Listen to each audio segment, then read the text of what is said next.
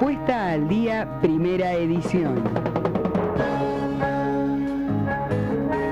60 minutos de noticias informando a la manera de Centenario. La radio imprescindible.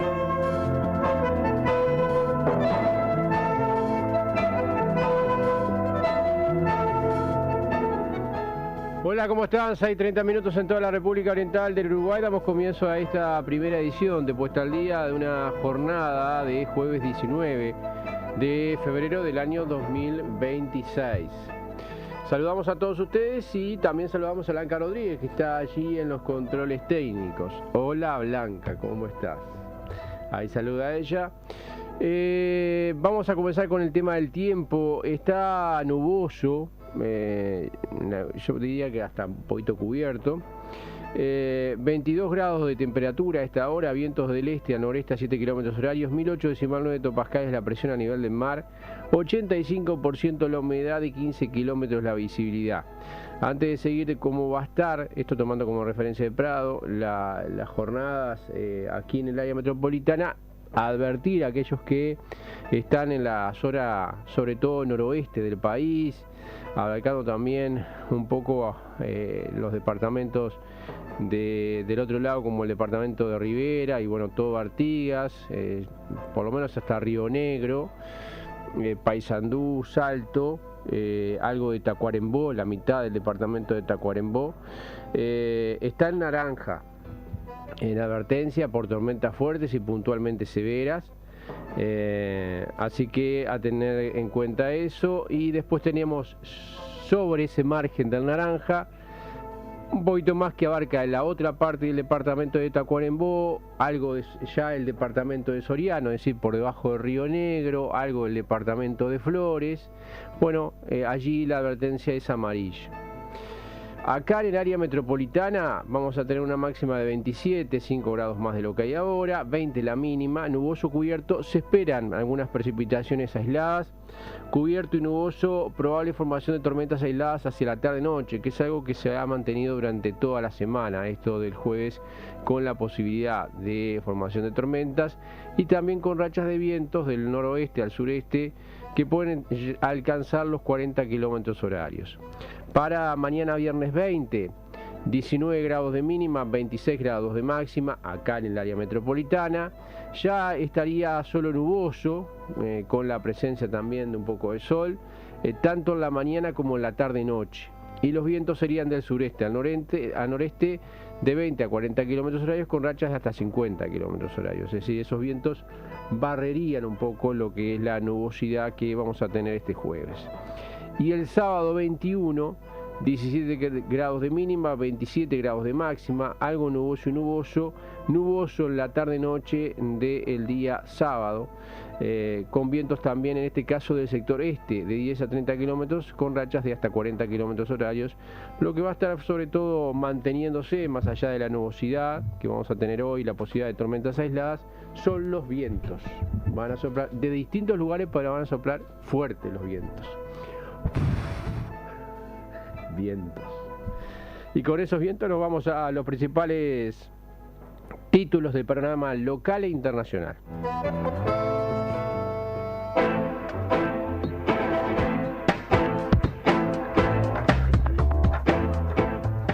Vientos que amenazan traer tormentas en lo que tiene que ver el ámbito político, en el ámbito sindical, bastante complicada esta semana de carnaval, intensa en actividades y eso además generando situaciones conflictivas. Hoy además podíamos hermanar algunas de las situaciones sindicales con el tema político parlamentario y les cuento por qué. Estamos hablando del tema del conflicto en Conaprole.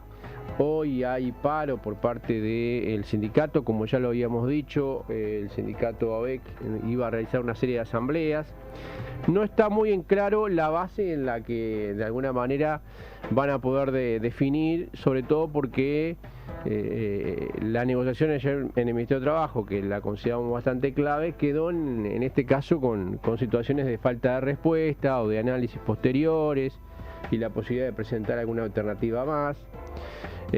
No quedó tan firme como algunos pensaban. Nosotros decíamos que era bastante difícil porque las declaraciones previas, tanto de la patronal como del ámbito sindical, hablaba de problemas reales que estaban lejos de resolverse y que ya no abarcan solo a la planta de Rivera o a la distribuidora de Rivera, que es lo que quedó, sino que también se habla de acá de la planta de Montevideo y de algunas situaciones de amenazas allí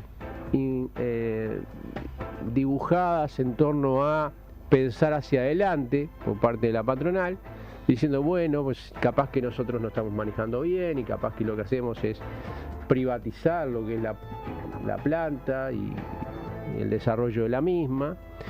E insisto, como una situación de que, bueno, miren que la patronal que puede venir puede ser peor, mejor negociar con nosotros. También está esta idea de que tal vez la parte de helado se cierre porque dicen que generan pérdidas. Tuvo ganancias con Aprole por alrededor de unos 1.015 millones de dólares. 1.015 millones de dólares por ahí. Entre lo que es la parte más fuerte, con Aprole lo más fuerte que tiene es la exportación de productos. Vende como más de 600 millones de dólares. Y acá en el mercado interno mueve casi 400, no llega a 400, para que saquen la cuenta. Entonces, obviamente que es una empresa, porque ayer se hablaba, bueno, yo la verdad que no veo mucha diferencia, más allá del nombre de cooperativa.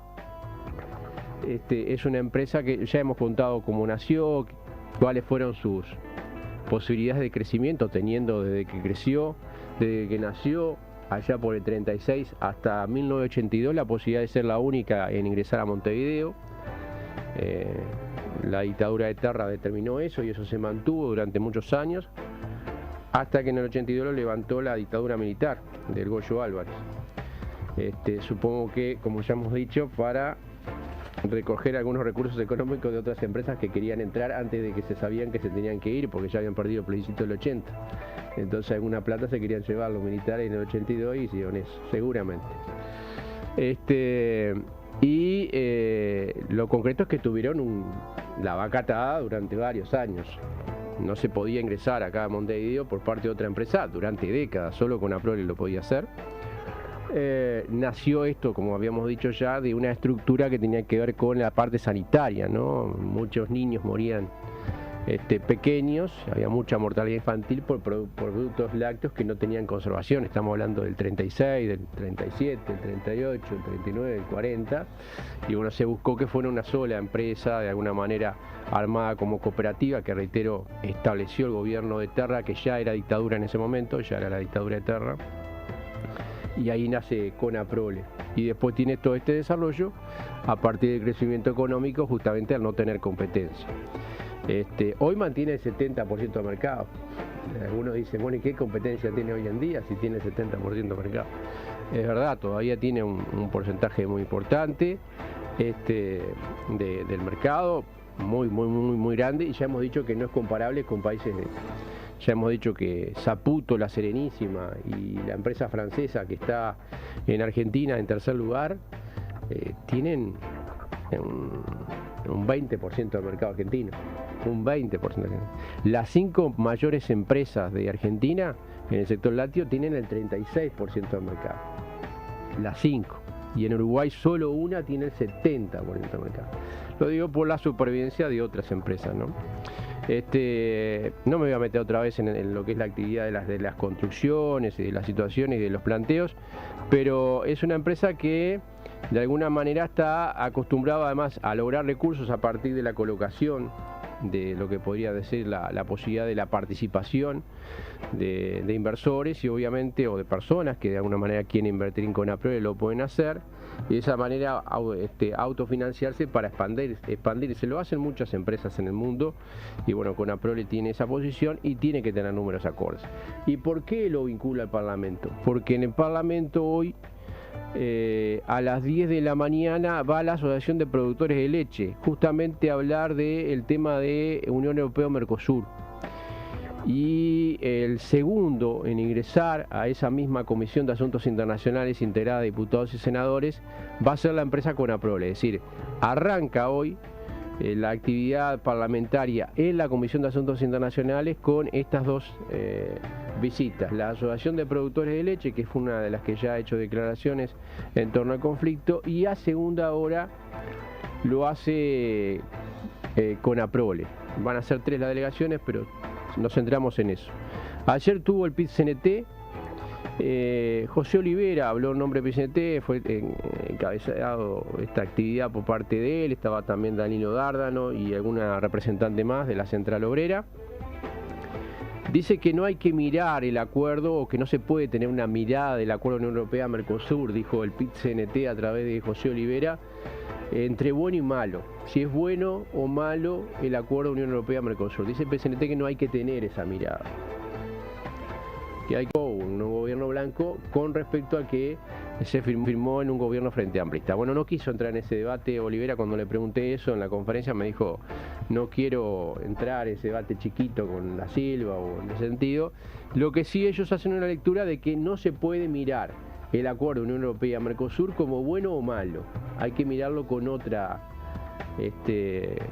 situación de análisis, no esa, si es bueno o malo el acuerdo Unión Europea-Mercosur. No es esa la lectura que el PIT-CNT quiere hacer. También estuvo la Cámara de Industria. Bueno, más tarde vamos a estar abundando en eso, porque además hubo informaciones nuevas que todavía no he podido compartir, Blanca.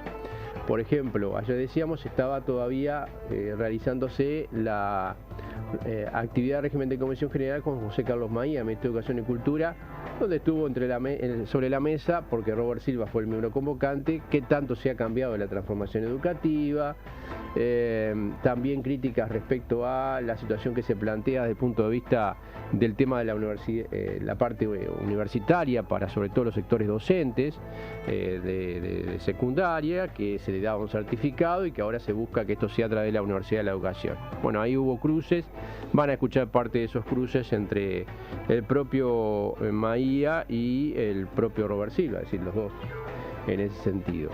Hoy además, te cuento, Blanca, y a todos los oyentes, que se va a conformar la segunda preinvestigadora.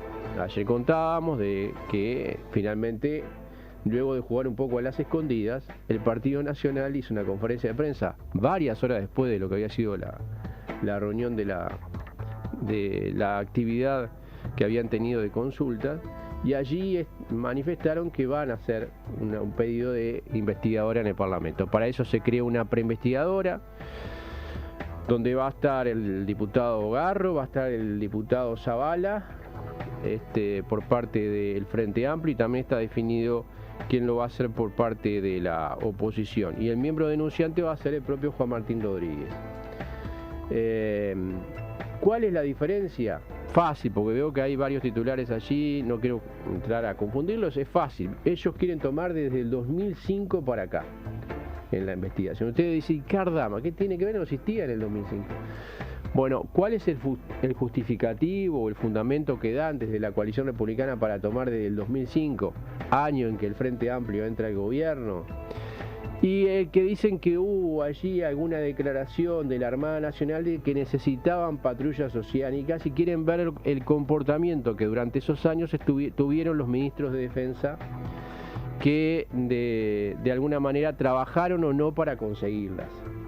Ese es el ámbito en donde se quiere de alguna manera cambiar. La pedida en el Senado toma del 2014 para acá.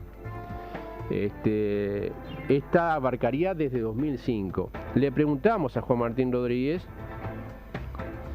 ¿por qué tan amplio? Porque además esto va a generar problemas, porque muchas de las personas que estaban en esas actividades ya fallecieron. Y otras habrá que ver si se las puede traer, porque no tienen obligatoriedad, porque ya no tienen, en este caso, un cargo público. Entonces, él dice que hay mucho documento. Yo le decía también, ¿y vos estás seguro que en el año 2022, 2021, en el gobierno de Valle no hubo un pedido similar? Y dice, tan seguro no estoy, pero sí sé de esa del 2025, que al parecer fue en algún acto de la Armada, seguramente allí en la plaza que tienen en Punta Gorda. Y dentro del ámbito de los ministerios de defensa, ¿saben a cuál ministro de defensa es al único que le reconocen haber tenido una actitud proactiva? Y yo creo que van a utilizar declaraciones y documentos de él, de ese ministro, que es Frente Amplista, para atacar al Frente Amplio respecto a el tema de las patrullas oceánicas. Sí, yo sé que Blanca lo está pensando. Eleuterio Fernández Huidobro. Para ellos, Eleuterio Fernández Huidobro fue el único ministro, esto lo hablé con Juan Martín Rodríguez, del herrerismo, que buscó lograr no solamente patrullas oceánicas, sino otros pedidos que las Fuerzas Armadas han hecho. Me acuerdo también el trabajo que hizo, un trabajo muy fino que hizo en torno al tema de la caja militar, que no hubo cambio absoluto.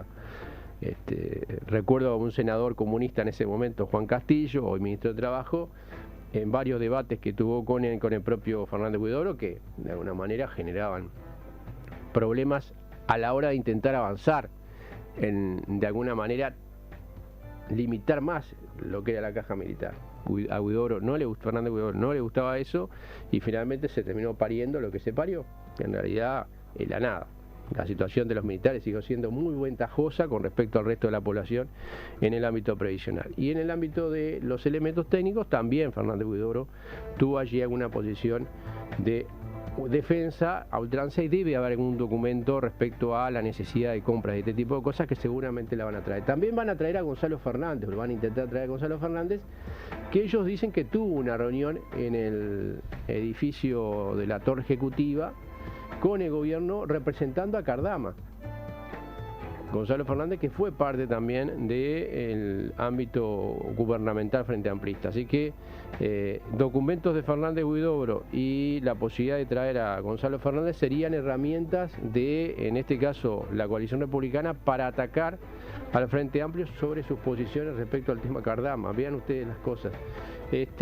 Y yo creo que a uno de los ministros que apuntan es un ministro que también está fallecido, que es el ex ministro socialista Menéndez, de Defensa, respecto a la crítica de que él, de alguna manera, todo lo que Fernández Huidobro venía haciendo para lograr los implementos técnicos, entre ellos la posibilidad de comprar patrullas oceánicas, Menéndez como que lo pone en un freeze.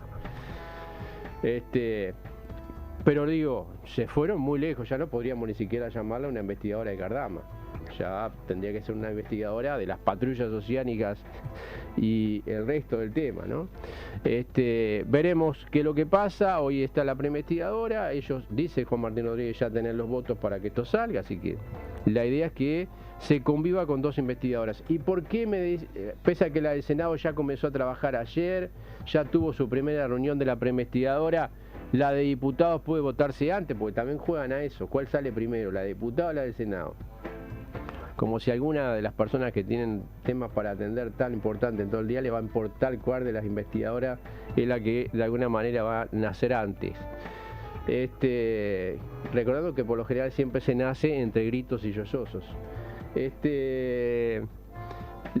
La de diputados podría avanzar más porque diputados tiene preestablecido que una sesión extraordinaria puede ya determinar la preinvestigadora, quién es la investigadora con sus integrantes y su trabajo. En cambio, en el Senado, la idea es que lo haga una sesión ordinaria y no una extraordinaria. Entonces, pese a que la otra empezó a trabajar antes, los documentos podrían ser elevados, por ejemplo, para diputados, para lo que es diputados y crearlas en diputados el próximo lunes ya. Entonces los diputados dicen, ahora son los senadores los que deben definir si quieren una investigadora o no, porque le vamos a ganar nosotros, porque el plenario va a estar reuniéndose antes para definir esto. Y ellos van a tener que esperar a una actividad ordinaria. Bueno, veremos también cómo se va en esa pulseada. Declaraciones también en lo que tiene que ver con la situación planteada en Cuba. Hubo un documento por parte de senadores de Frente Amplio, la Comisión de Asuntos Internacionales, que buscan de alguna manera criticar lo que es el accionar del gobierno de Donald Trump para no dejar, por ejemplo, que llegue hidrocarburos a Cuba.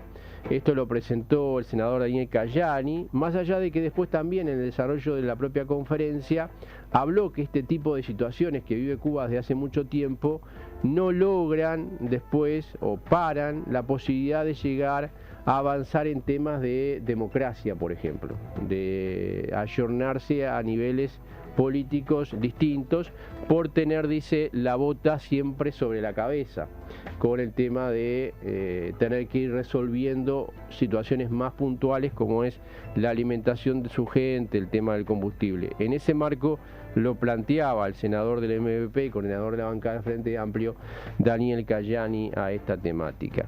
El tema de las declaraciones juradas, ahora aparece la JUTEP analizando la declaración jurada de Ojeda por algunas incongruencias. Todavía no hay una resolución concreta, sino que se ha pedido información a Ojeda, pero esto también se marca en algunas críticas que ayer ustedes escuchaban, decían se había hecho contra Javier García públicamente por parte de alguna investigación, diciendo que había crecido mucho su patrimonio, teniendo en cuenta que justamente él había dinamizado el tema Cardama. Muchos apuntaban a que de alguna forma se buscaba centrar en eso, y él dice que en realidad su patrimonio creció porque su madre se murió y heredó plata, o heredó recursos vinculados a esa herencia. Y ahí, bueno, terminaron a los gritos, peleándose, bueno, como siempre en ese sentido, peleando por cosas importantes, por cosas que le cambian la vida a la gente, como es una pelea entre Liliana Brasinca y Javier García. Y después te dicen ellos mismos que no, que hay que hablar de otros temas, que a la gente no le importa los temas puntuales, y terminan siempre hablando de ellos. En el ámbito internacional está la situación de Estados Unidos hoy en todos los portales, con la posibilidad de que tropas reubicadas y una reunión secreta prepara golpear a Irán.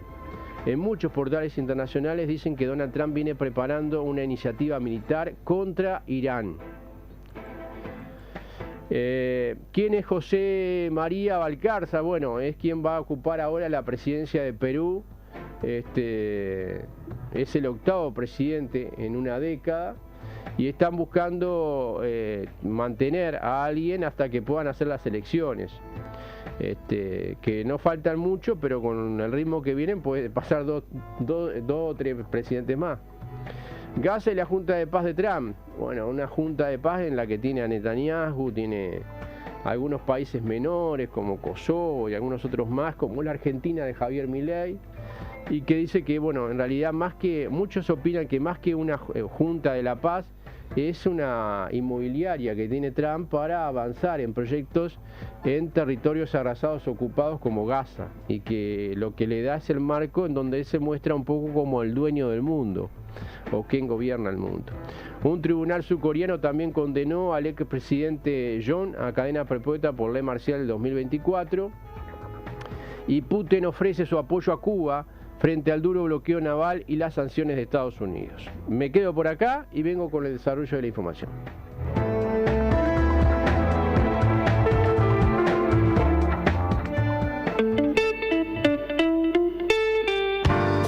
Transmite Radio 36, Centenario, de Montevideo, Uruguay. Una radio imprescindible, porque nos da ánimo siempre.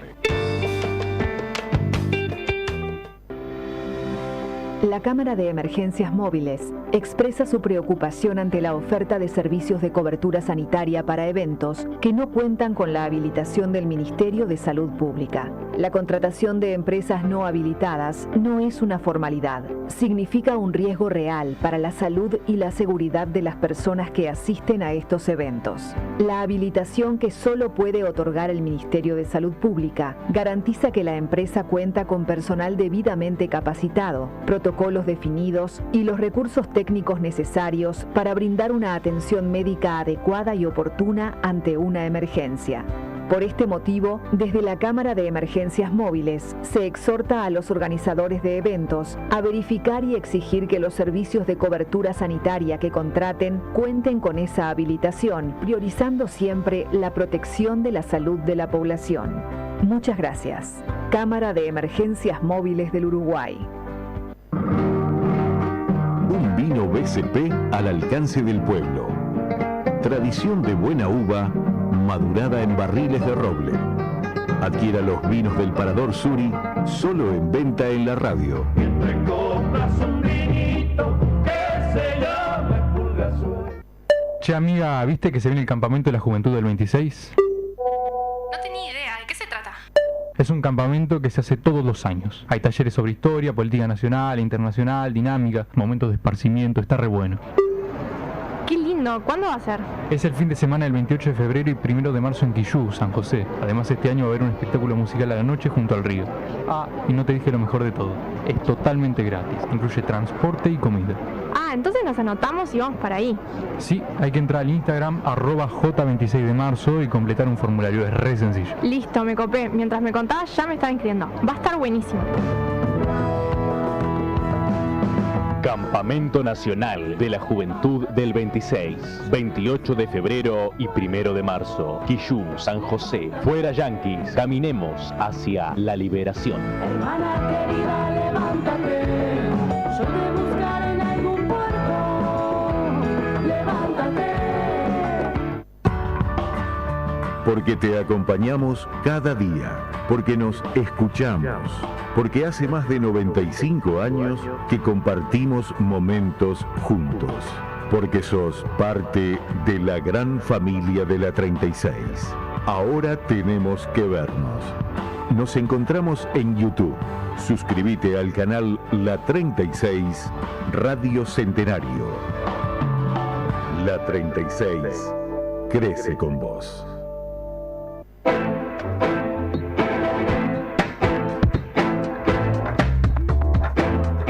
Algunos mensajes de ustedes, dice Daniel Rodríguez, buen día, gracias por la información, saludos, de nada, lo importante es que estén allí. Buenos días desde Paysandú, un saludo para la gente de Paysandú que está enmarcada en la zona de alerta naranja, así que tener cuidado, Radford. Vicente, que nos manda buen día para Blanquita, para mí y para la audiencia, también el saludo para él. Y Daniel Rodríguez, que también indica Fernández Huidobro y los militares un solo corazón, y ahora pan y circo. Lo que yo hablaba ayer con Juan Martín Rodríguez, que es a quien vamos a escuchar ahora, es cuando de alguna manera le planteaba, bueno, pero ¿a dónde vas vos con esto? Y allí yo le tiré el primer nombre, Menéndez, y él hizo un gesto como diciendo sí. Y me dijo, sí, salvo Fernández Huidobro, me dijo, que sabemos que tenía una actitud proactiva, esa fue un poco la frase que utilizó, en la búsqueda de lograr recursos económicos para los militares. Los demás ministros creo que van a ser objeto de la crítica en el análisis que vamos a hacer en esa investigadora del 2005 para acá. Así que, sobre todo, para que no conocen a Juan Martín Rodríguez, es un legislador que es joven, que es legislador herrerista, pero es un legislador que ya hacía mucho tiempo que venía trabajando con Jaime Trobo, porque él nace del riñón de Jaime Trobo. Era el secretario político de Jaime Trobo, cuando Trobo se enferma era el suplente, y cuando Trobo muere por cáncer, termina heredando su banca y luego pasó a ser elegido, ya encabezando la parte de diputados en Montevideo del sector herrerista.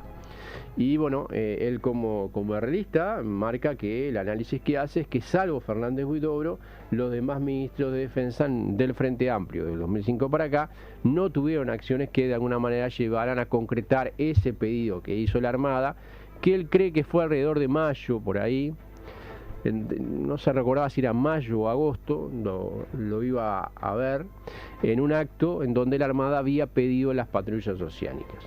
Esto es lo que hoy va a tener una preinvestigadora que empieza a las 9:45 de la mañana a trabajar, y que lo que va a hacer es recibir al propio Juan Martín Rodríguez para que de alguna manera haga el planteo formal.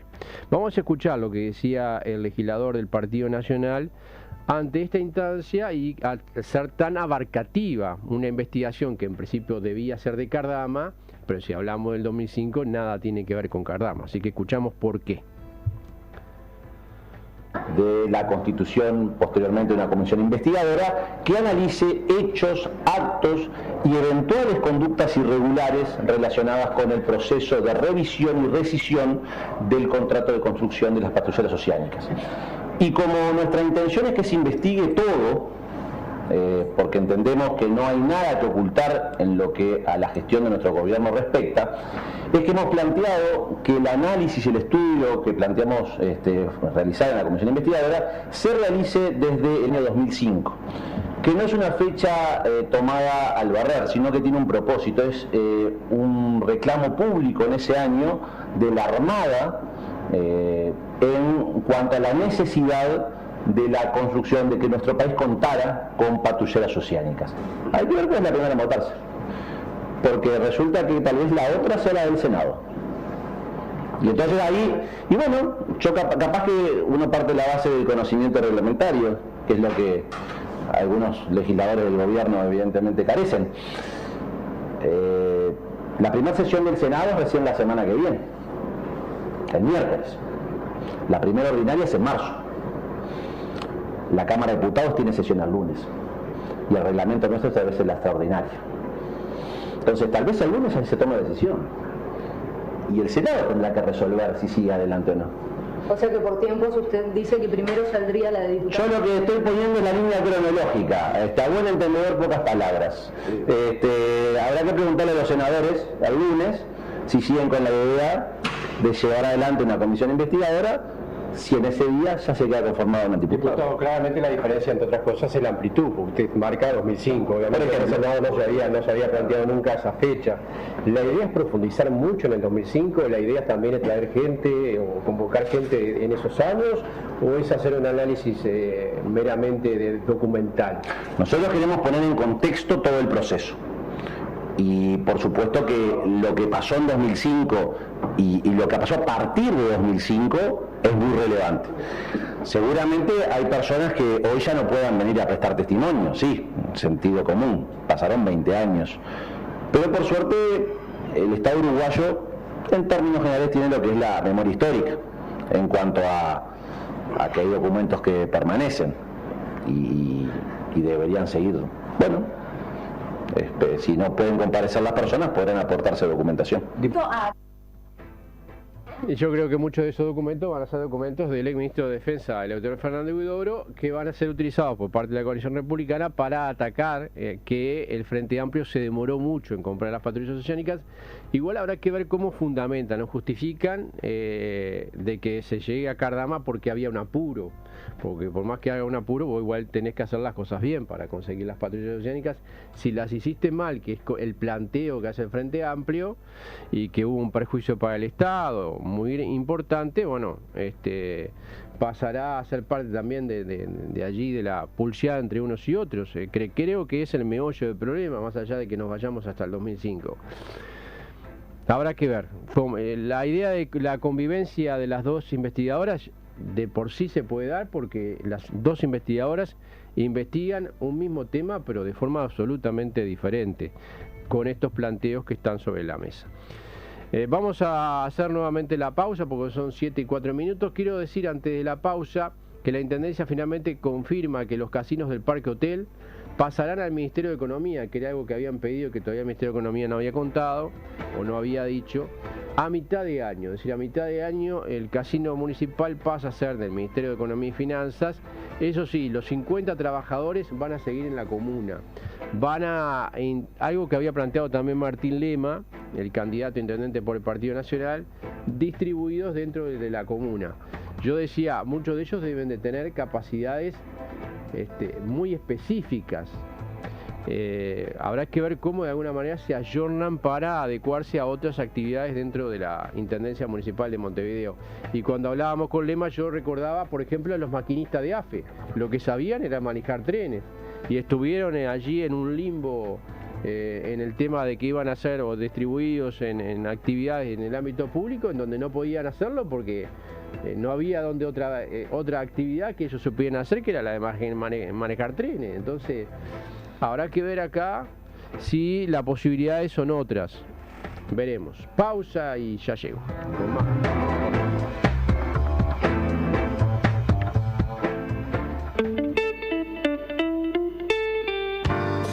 Transmite Radio 36, Centenario, de Montevideo, Uruguay. Una radio imprescindible, porque nos da ánimo siempre.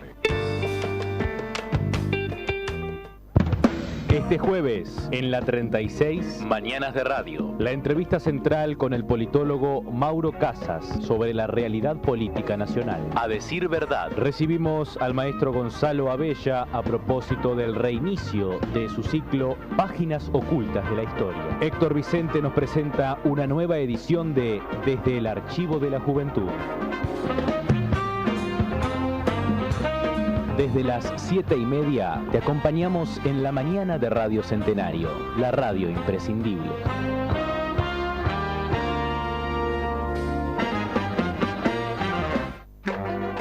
La Biblioteca de la 36 te espera de puertas abiertas. Tenemos una gran variedad de libros nuevos y como nuevos que solo conseguís en la radio. Entre otros títulos te ofrecemos Sin Aliento, del economista José Antonio Roca, Sombra Oscura de Pantera Triste, de Patricia Silva Ibáñez, Teatro, de Jorge López Ave y todos los libros de Gonzalo Abella. Pasá por 18 de julio 1357 y colabora con La Imprescindible.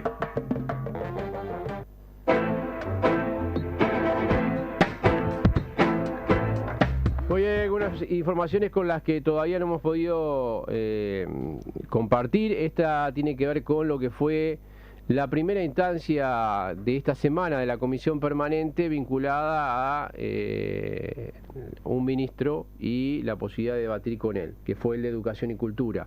Hoy, no lo dije, hoy a las 12 del mediodía se reúne nuevamente la comisión permanente. Justamente Juan Martín Rodríguez va a ser el miembro interpelante, porque esto hoy sí es una interpelación, y va a ser a Mario Lubetkin, canciller de la República, por el tema Venezuela, por el tema de los acuerdos con China y también algunos acuerdos con Singapur, entre otras cosas que se van a estar debatiendo.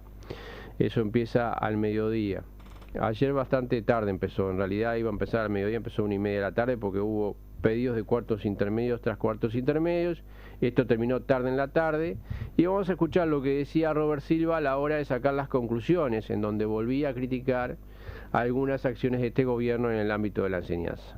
De los especialistas que vino aquí, si hay algo que marcó y sabemos en la tradición educativa del país, que la optatividad de hacer o no talleres en tiempo extendido no da resultado, que tiene que estar el tiempo extendido unido a la obligatoriedad de asistencia en el marco de todo el proyecto integral del que hablé, del cual no voy a repetir más y que no existe. Ojalá exista y ojalá esa resolución de diciembre que nadie conoce esté sobre la mesa y la podamos ver.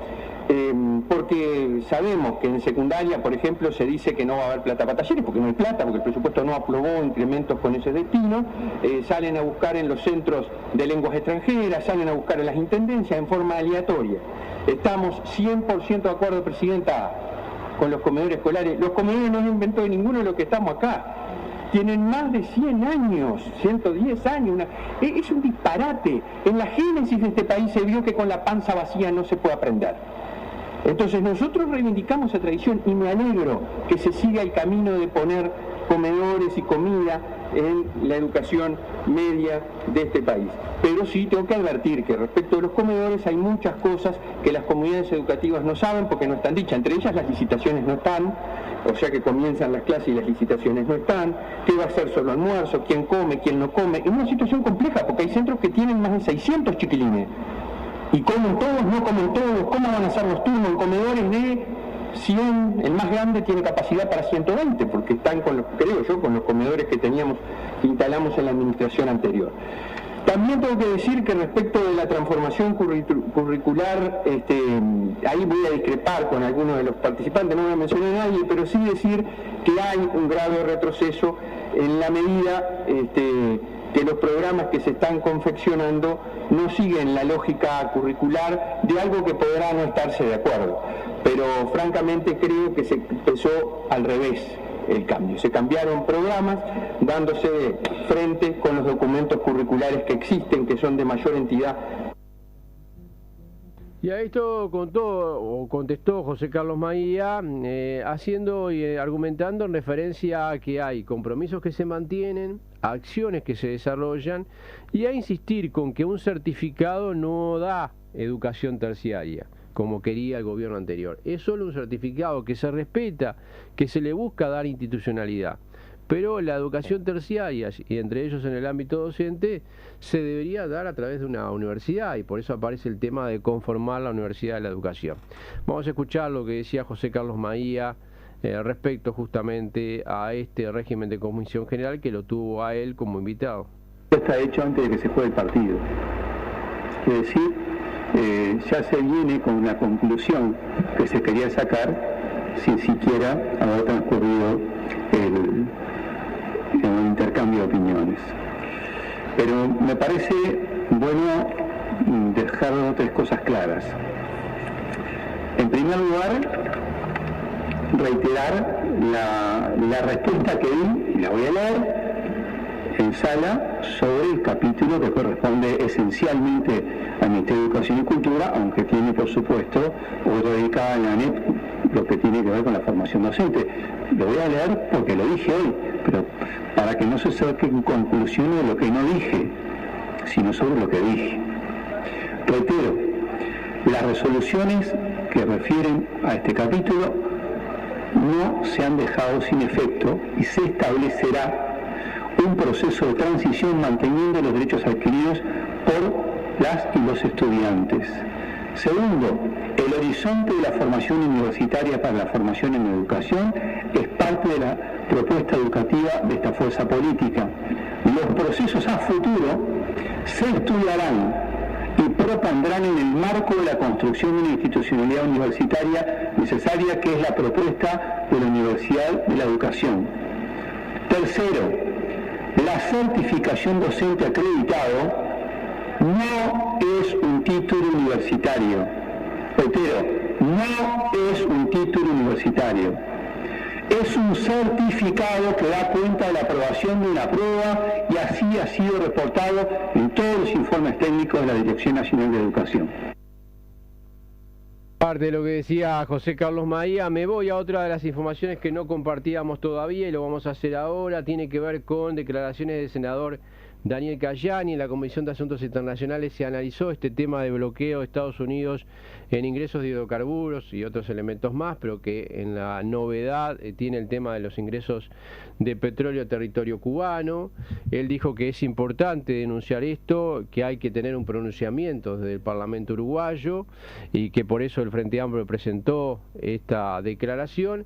Y en el análisis él mismo aduce que, por ejemplo, algunos avances democráticos que podría tener, en este caso Cuba, en su desarrollo político, no lo han podido transitar debido a tener siempre, dijo, la bota sobre la cabeza de lo que es el embargo llevado adelante por parte de Estados Unidos. Esto era lo que manifestaba el senador del MVP y coordinador de la bancada de Frente Amplio, Daniel Cayani. Bueno, entendemos que es importante que el Senado de la República se pueda expresar ante la grave situación humanitaria que está viviendo en Cuba. Hace mucho tiempo ya hay una situación de bloqueo financiero y económico a la isla que no le ha permitido poder tener un adecuado desarrollo económico. Eso, junto con el impacto de la crisis sanitaria, la situación compleja que se está viviendo en Cuba, se ha agudizado esta situación, y ahora últimamente con las decisiones unilaterales del gobierno de Donald Trump de aumentar el bloqueo, sin duda esto creo que está generando una situación bastante compleja.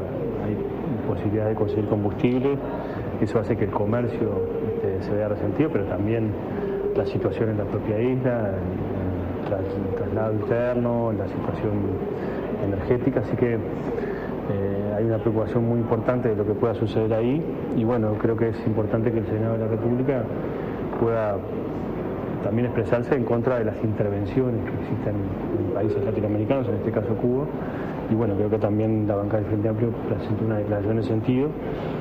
La ha hecho Naciones Unidas, la ha hecho también la Asamblea de Naciones Unidas permanentemente con respecto al tema del bloqueo hace mucho tiempo, pero bueno, creo que es una situación bastante angustiante, y bueno, también es importante ver cómo se puede lograr que exista también ayuda humanitaria. Algunos gobiernos, como en el caso de México, también en el caso de Chile, han intentado algunas ayudas en ese sentido, también en el caso de Brasil. Por lo tanto, creo que también Uruguay sería importante que pueda por lo menos en este marco también ayudar con leche en polvo, con algo que permita por lo menos transitar esa situación y que se levanten estas acciones unilaterales que sin duda empeoran las condiciones de vida de la población más vulnerable en Cuba, ¿no? Quienes conocemos Cuba, quienes tenemos incluso amigos o familias, sabemos que están pasando muy mal.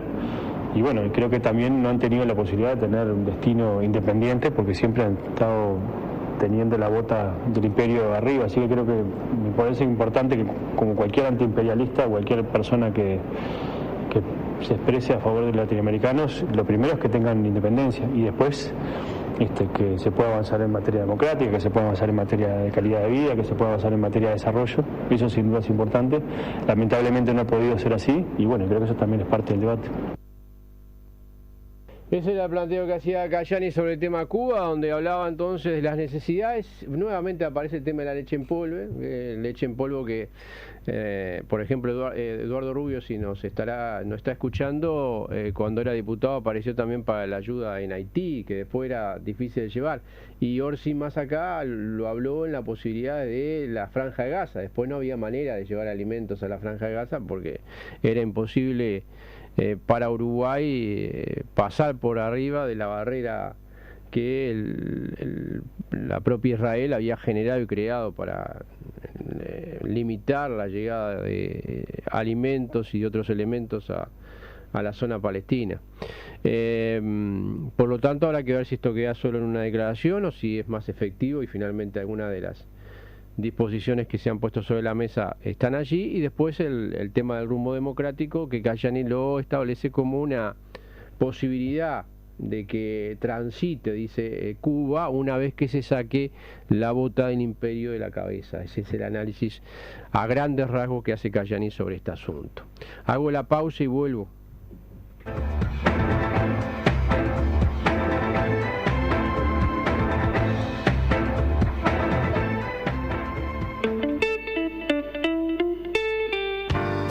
Transmite Radio 36, Centenario, de Montevideo, Uruguay. Una radio imprescindible, porque nos da ánimo siempre. Con Previsión y Parque del Recuerdo, usted puede acceder a la mejor solución en Cementerio Parque. Con cobertura fúnebre integral y la cuota más accesible. La mejor opción para armonizar naturaleza, memoria y el homenaje por siempre para los seres queridos. Consúltenos por el 0881-60 y súmese a la mayoría. Pensando en el futuro, Previsión y Parque del Recuerdo. 0800-81-60. Qué guay, dulce, qué guay. Apitoxina purísima. Mejor no hay. Calidad internacional importada de Georgia.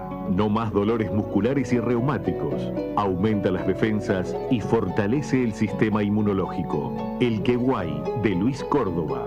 Pedidos celular 099-761-563.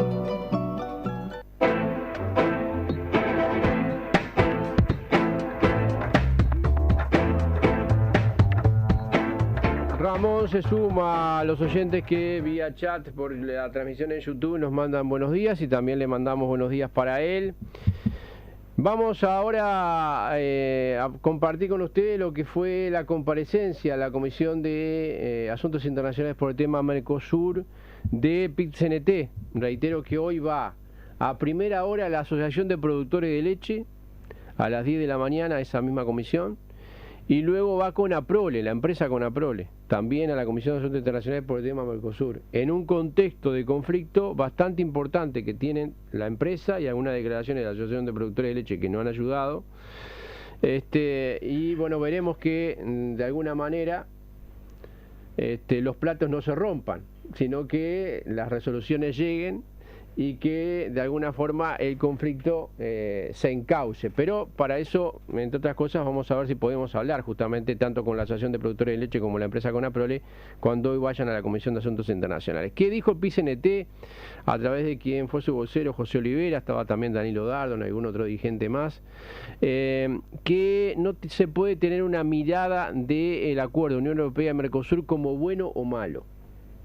Hay que tener otro tipo de análisis. Consideran importante la necesidad de crear mesas multisectoriales, pero para eso le faltan informaciones, entre ellas algunas que se han pedido al BID, al Banco Interamericano de Desarrollo, sobre el impacto que pueden tener en algunas actividades laborales este acuerdo y que todavía no han llegado. Vamos a escuchar lo que decía José Olivera, dirigente del PIT-CNT. Es un tema tan importante que hay que salir de la falsa dicotomía de discusiones en términos de bueno o malo. Un acuerdo de este tipo tiene enormes implicancias para la vida de un país, por lo tanto hay que discutir con distintas aristas y con distintas visiones y en términos de profundidad del acuerdo.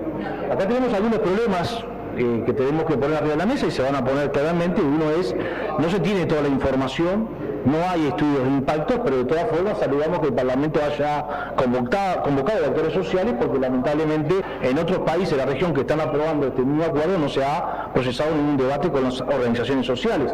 Por lo tanto, eso en Uruguay es un hecho positivo.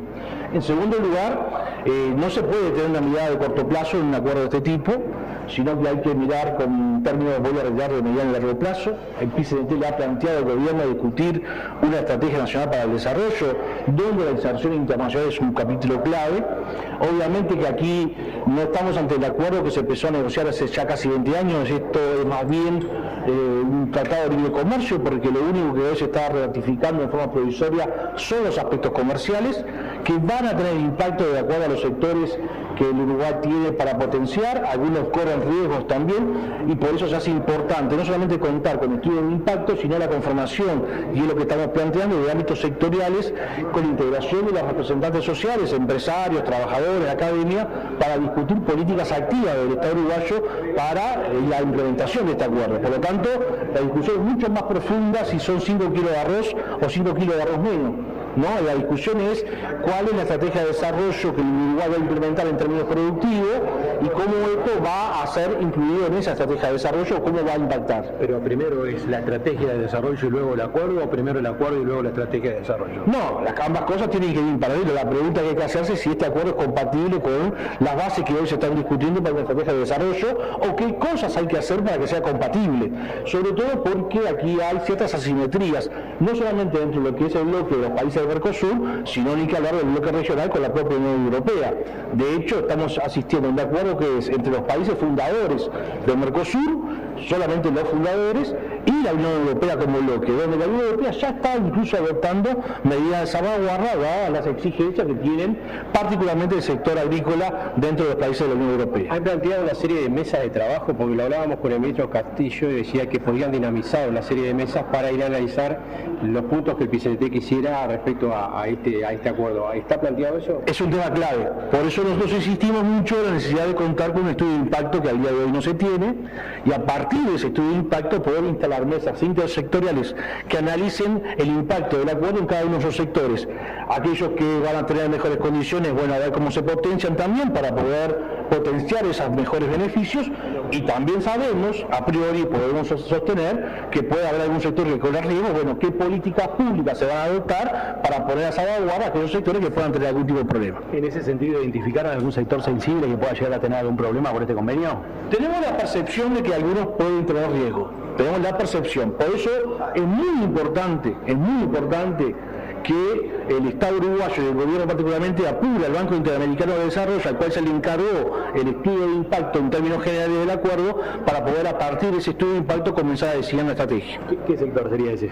Por ejemplo, tenemos una enorme preocupación con el sector lácteo, que ya viene en una situación crítica y donde algunos de los productos que este sector vende al exterior tienen en un país como Brasil, uno de los principales socios comerciales de Mercosur, uno de sus grandes compradores, y bueno, ahora se le agrega un componente más, que es la entrada de productos lácteos de la Unión Europea, muchos de ellos subvencionados, que van a competir fuertemente con los productos uruguayos. Olivera, ayer Sebastián da Silva, senador del Partido Nacional, decía que si esto se hubiera firmado durante el gobierno del Partido Nacional, el PCNT hubiera tenido otra actitud, hubieran puesto el grito en el cielo, decía. Hay que discutir con seriedad. Yo con caricaturistas o con quienes pretenden hacer la discusión política caricatura no discuto.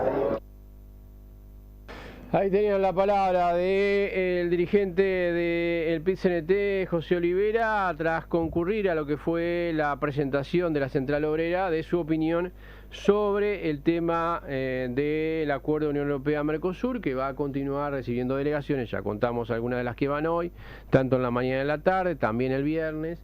Y bueno, también esto va conviviendo con las comisiones preinvestigadoras que nacen como hongos. En este caso una preinvestigadora por el Senado, ahora nace la de diputados también, y por otra parte en lo que son las visitas a la comisión permanente, hoy en interpelación del canciller, mañana en régimen de comisión general el MIDES y el INAU, entre otras actividades que va a haber esta semana. Nos vamos a meter en el panorama internacional, ya es hora de hacerlo. Lo manifestábamos en títulos: 2 portaaviones, tropas reubicadas y una reunión secreta. Estados Unidos estaría preparando un plan para atacar Irán. Washington estudia una operación militar contra Irán mientras negocia en paralelo un acuerdo nuclear. Es decir, esto de negociar y por otro lado mantener la posibilidad de un ataque. Según fuentes del Pentágono, Trump no ha tomado una decisión final, pero los militares le han dicho que están listos. En los últimos días el Departamento de Defensa ha comenzado a reubicar personal militar fuera de Oriente Medio, principalmente hacia Europa y Estados Unidos, como medida preventiva ante un posible ataque contra Irán o una eventual respuesta iraní. La medida no implica necesariamente que sea una operación inminente, pero es algo que hoy los portales internacionales y también algunos medios locales de prensa, por ejemplo el diario País, se hacen eco. Hablando también de Trump, en la jornada de hoy jueves en Washington nace o sale con esto de la Junta de Paz, que es una serie de países que estarían respondiendo a este llamado de Trump, entre ellos Israel, entre ellos la Argentina de Milei, y algunos países más chiquitos como Kosovo, bueno, algunos más, que dicen de alguna forma querer luchar por la paz, pero que en realidad muchos ven en este caso, sobre todo por la no participación de los palestinos, que fue una de las cosas que adujo México para no estar en esta reunión, que lo que se intenta es avanzar, por ejemplo, en temas inmobiliarios en la zona de Palestina, de la Franja de Gaza, como muestras que han hecho ya, por ejemplo, por parte del yerno del propio Trump sobre algunas construcciones allí, y que Trump, de alguna manera, a través de esta Junta de la Paz, lo que busca es establecerse como una especie de líder del mundo, y al que le responden algunos gobiernos cercanos, ¿no? Y bueno, y en ese sentido, bueno, habrá que ver qué es lo que acontece. Está también Bielorrusia, está también Turquía. Y hoy tienen la primera reunión, hoy jueves, en Washington. Por otra parte también, y es importante sobre todo para la región, José María Valcarza fue elegido finalmente como el 8º presidente de Perú en una década. En 10 años, 8 presidentes han pasado por Perú, obviamente muchos alternos a partir de situaciones en las cuales caen los que fueron elegidos por voto popular. Valcarza es un congresista de Perú Libre, logró allí 64 votos, en este caso, y más sombras que certeza para lograr la presidencia, que debería mantenerse hasta el 28 de julio. Veremos, hay ahí en el horizonte elecciones en el Perú y la posibilidad de que si se puede mantener alguno de estos presidentes, se llegue justamente a lograr cierta estabilidad política. Mientras tanto, Putin ofreció su apoyo a Cuba frente al duro bloqueo naval y las sanciones de Estados Unidos. Hablando con el ministro cubano de Asuntos Exteriores, Bruno Rodríguez, en Moscú, Putin recordó a su invitado que Rusia no aceptará las medidas de sanción establecidas por parte de Estados Unidos. El presidente ruso Vladimir Putin reafirmó su apoyo a Cuba ante el asedio y la búsqueda de colaborar con algunos productos y bueno, veremos si también con petróleo, que es algo que están necesitando. Nos vamos. Blanca Rodríguez en los controles técnicos, les informó Fabricio Acosta Machuca. Que sean felices, los quiero mucho. Pausa y llega Mañanas de Radio. Hasta luego.